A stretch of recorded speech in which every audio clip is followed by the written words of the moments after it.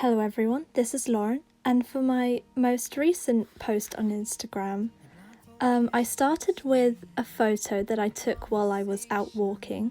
Then I lowered the opacity so I could do the sketch over the top, and then I refined it a bit. I wasn't completely happy with the proportions, so I went back and I made certain limbs longer and I edited it a little bit. So this is the adjusted sketch that you're seeing right now. And after that, I went into the line art next.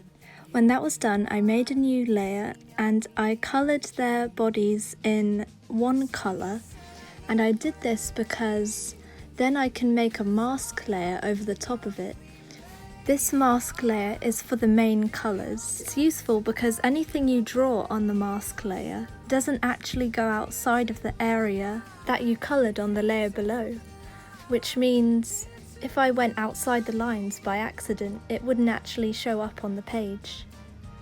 So here I'm adding the shading, and now I can finally get started on the background so it's not just a photo. I started off with adding textures. I probably shouldn't have done this first. I should have started with the block colour, which you'll see in a second. I still think it works quite well. The layer I have the textures on was originally quite a few layers, and then I merged them together at the end. Now you'll see I used the line tool to add the gaps in the gates, and then I put a mask layer over that to make it look like there was greenery on the other side.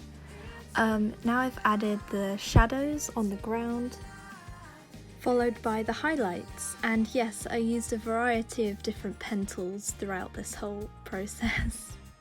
Here I'm adding a gradient to the sky and the gates, and now I can finally get rid of the photo layer entirely because I don't need it as a reference anymore.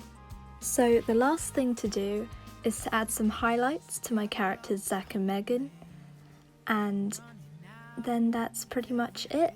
You might also notice I have a mask layer to change the colour of the line art, but honestly I don't think it made much difference.